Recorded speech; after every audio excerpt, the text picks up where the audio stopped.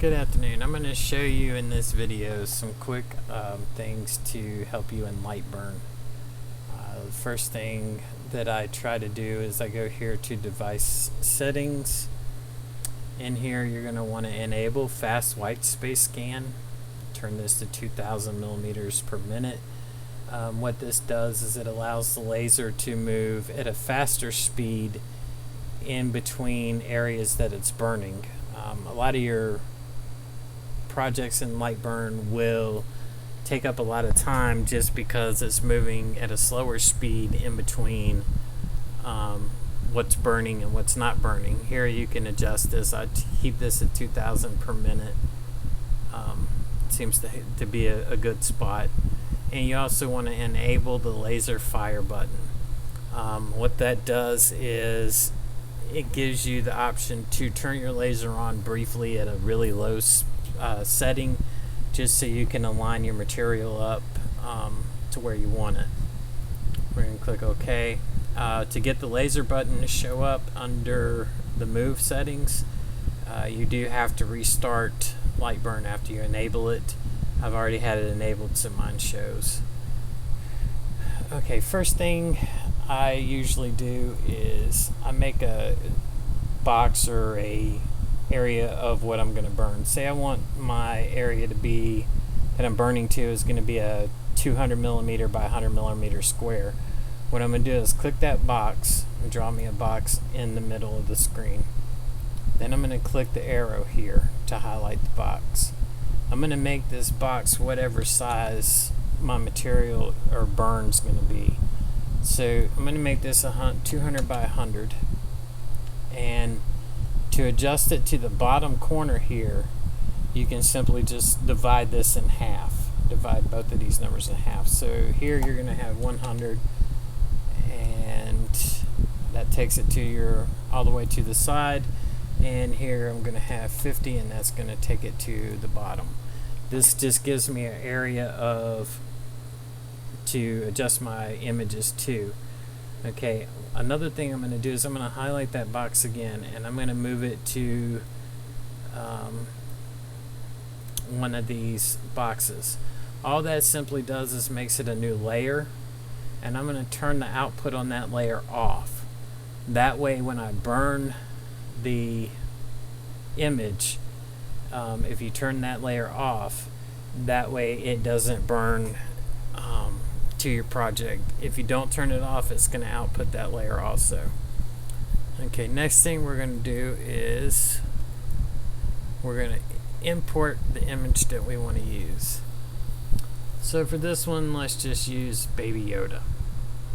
Okay, once we have the image imported, we can use that box again to make our image whatever size we want it and help position it. And you can also adjust the image's size up here again. Say we want the image 80 by 40. We can adjust that here, adjust that here. And you can also use the same thing you did with the first one. So say because my box is 200 wide, I want that image right in the middle of my box. So what I'm going to do is change that to 100. That way it puts it in the very middle of my box. My box is 100 high, so if I want it in the middle the other way, I click the image again and I just make that 50.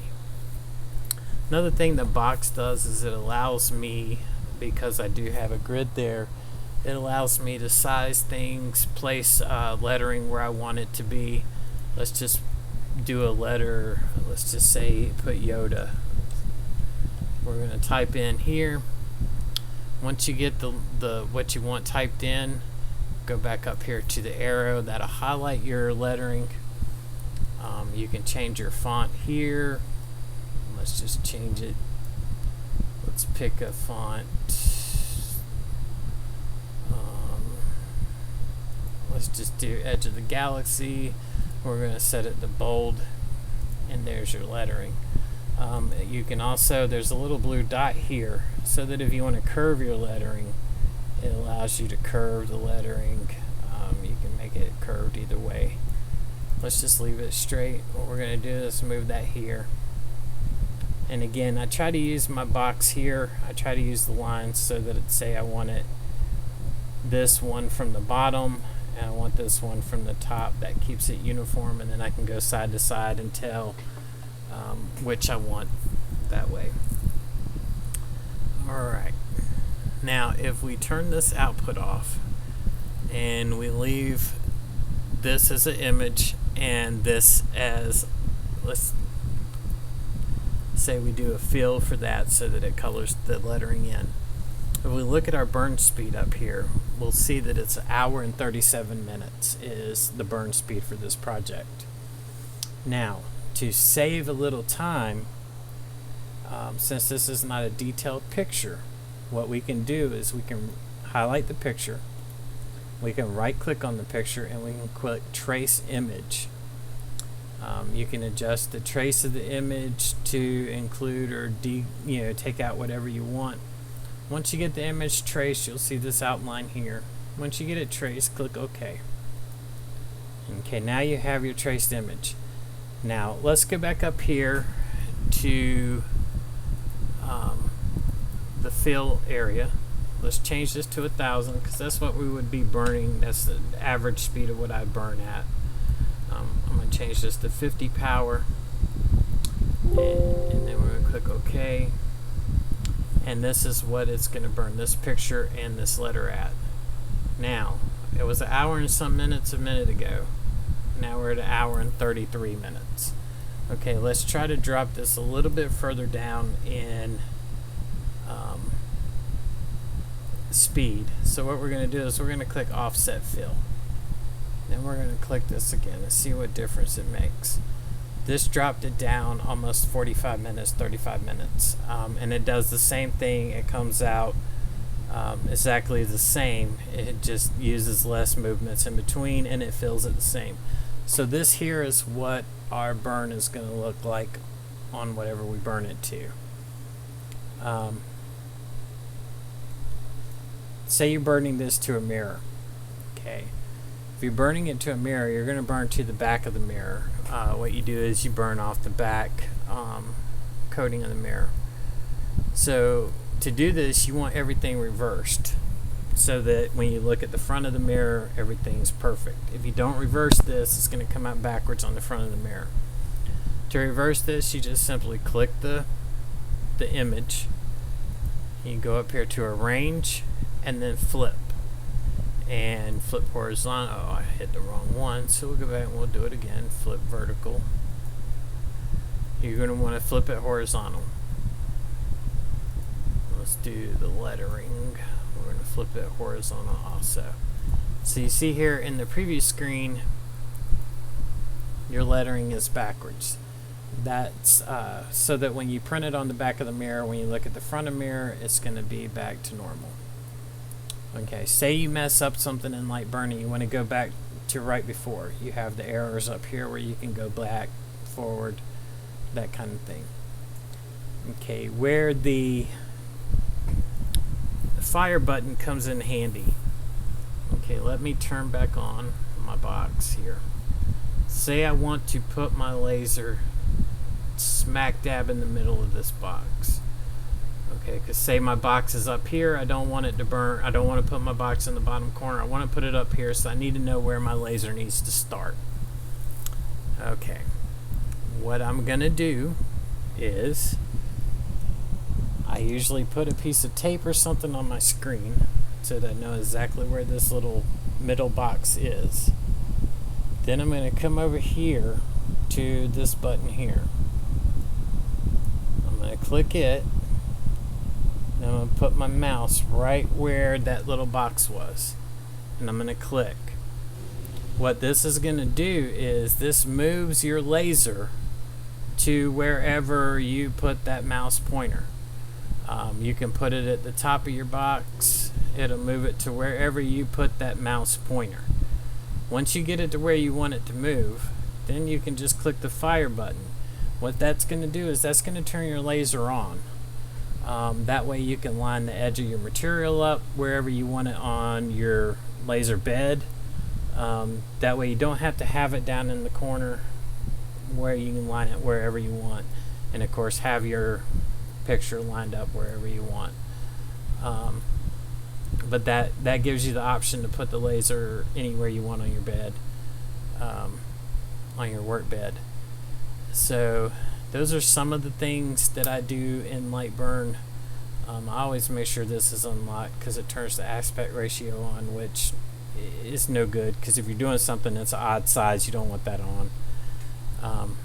You can switch this to inches so that your grid is in inches if you want. I find it better personally for me to use millimeters. It's whatever works for you. But those are some of the tips that I've learned in Lightburn, trial and error. You can also go to Facebook page for Orator, and they have a lot of grids that will show you can burn to a piece of material that'll have different speeds and different power settings, that it'll burn little blocks in different speeds and power settings, and that'll show you what looks best and what best speed and power setting to use for your laser on that type of material. You can also get this grid on there to burn. That's a project that will burn into your work area, so that you have a grid in your work area also. Let me see if I probably have one of these grids. I'm going to go to open. Yeah, here's one of the grids here, and this will burn this grid into a piece of wood or whatever you want for your laser bed. This one is the one I personally use because it's got circles, it's got the numbering, and it just helps me line up whatever I want to line up without having to have somebody else standing over the laser to check my laser. That's the grid. Let me see, maybe I might have the power. No, I do not have the power setting one here. But the power setting one is quite simple to get. It's under the files section under that Facebook page. And like I said again, the power setting and speed setting one you can burn on any piece of material, and it gives you the best options. It'll show you what works best for that material, what speed and power setting works best to give you the outcome you're looking for. That's pretty much it. I will have the link to the Facebook description for Orator down there. It's a great support group. And I'll also have the link to our personal page, business page. If anybody has any questions, just send us a message. Thank you. Have a great day.